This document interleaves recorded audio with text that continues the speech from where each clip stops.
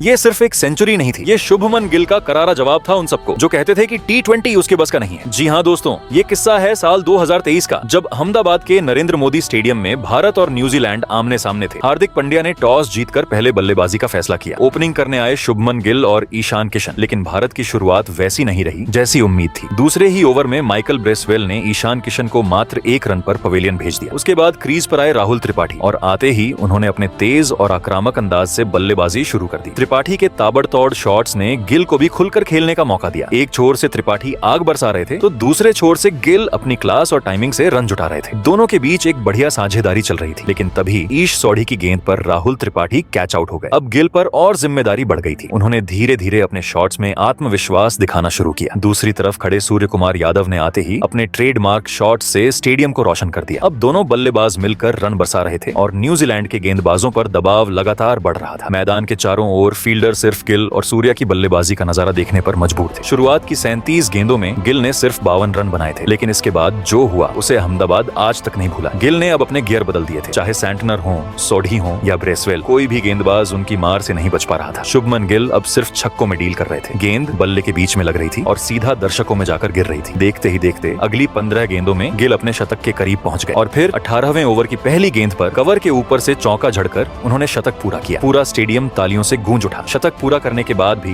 गिल का बल्ला थमा नहीं। उन्होंने उसी लय में चौके छक्कों की बरसात जारी रखी और हर गेंद पर न्यूजीलैंड के गेंदबाजों पर दबाव बनाए रखा। शुभमन गिल ने नाबाद 126 रन बनाकर भारत को 20 ओवर में 234 रन के विशाल स्कोर तक पहुंचा दिया। अब न्यूजीलैंड के सामने जीत के लिए 235 रन का पहाड़ जैसा लक्ष्य था, लेकिन उनकी शुरुआत बेहद खराब रही। पहले ही ओवर में हार्दिक पांड्या ने फिन एलन को चलता कर दिया। इसके बाद अगले ओवर में अर्शदीप सिंह ने डेवॉन कॉनवे को आउट कर दिया और उसी ओवर में मार्क चैपमैन को भी निपटा दिया। पावर प्ले में ही न्यूजीलैंड का स्कोर 7 रन पर 4 विकेट हो गया था। ऐसा लग रहा था जैसे क्रिकेट का नहीं, फुटबॉल का स्कोर कार्ड हो। थोड़ी देर के लिए डैरिल मिचेल ने संभल कर खेलने की कोशिश की, लेकिन उन्हें कोई साथ देने वाला बल्लेबाज नहीं मिला। हर तरफ से भारतीय गेंदबाजों ने न्यूजीलैंड पर शिकंजा कस रखा था और इसका नतीजा ये हुआ कि न्यूजीलैंड की पूरी टीम सिर्फ 66 रन पर ढेर हो गई और भारत ने ये मैच 168 रनों के विशाल अंतर से जीत लिया। ये जीत सिर्फ जीत नहीं थी, बल्कि एक बयान थी कि T20 क्रिकेट में भी शुभमन गिल का नाम गूंजेगा और उसकी ये पारी आने वाले सालों तक याद रखी जाएगी